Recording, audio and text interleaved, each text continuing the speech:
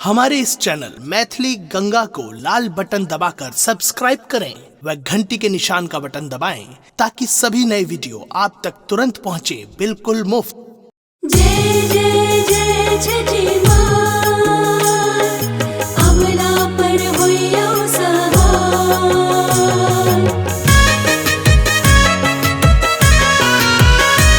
अपने सुन रही थी गंगा कैसे पुकार छठी मैया, अबला के सुनियो पुकार। पुकार छठी मैया, अबला के सुनियो पुकार। उद्धार राना मैया, अबला के करियो उद्धार। उद्धार राना मैया, अबला के करियो उद्धार। पुकार छठी मैया, अबला के सुनियो पुकार।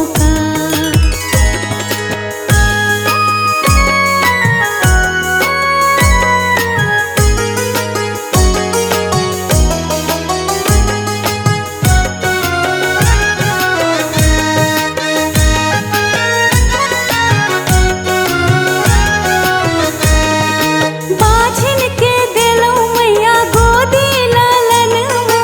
गोदी ललनवा, गोदी ललनवा। हमरा किया मैया सोने अंगनवा। सोने अंगनवा, सोने अंगनवा।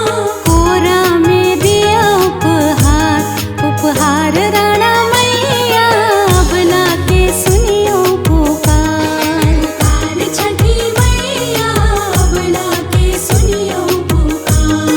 पुकार छठी मैया, अबला के सुनियो पुकार। जय जय जय छठी माँ, अबला पर होइया सहाय।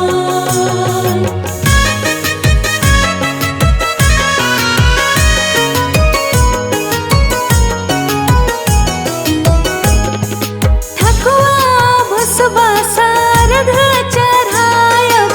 अर्घ चढ़ायब, अर्घ चढ़ायब। अचरा पर छठी मैया नटुआ नचायब। नटुआ नचायब, नटुआ नचायब।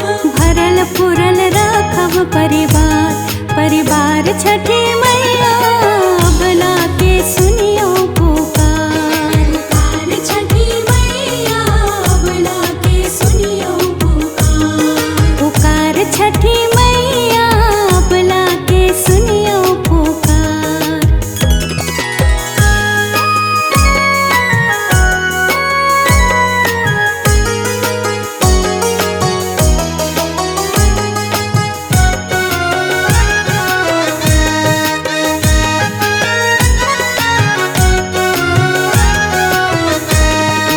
केरा के मैया हम घौर चढ़ायब। घौर चढ़ायब, केरा घौर चढ़ायब। नारियल छठी मैया जोड़ा चढ़ायब। जोड़ा चढ़ायब, जोड़ा चढ़ायब। कृपानाथ के सुनियो पुकार।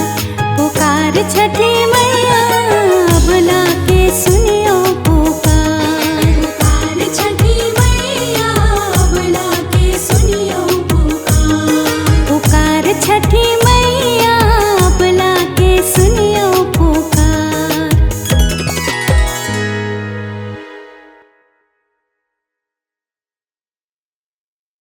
हमारे इस चैनल मैथिली गंगा को लाल बटन दबाकर सब्सक्राइब करें व घंटी के निशान का बटन दबाएं ताकि सभी नए वीडियो आप तक तुरंत पहुंचे बिल्कुल मुफ्त।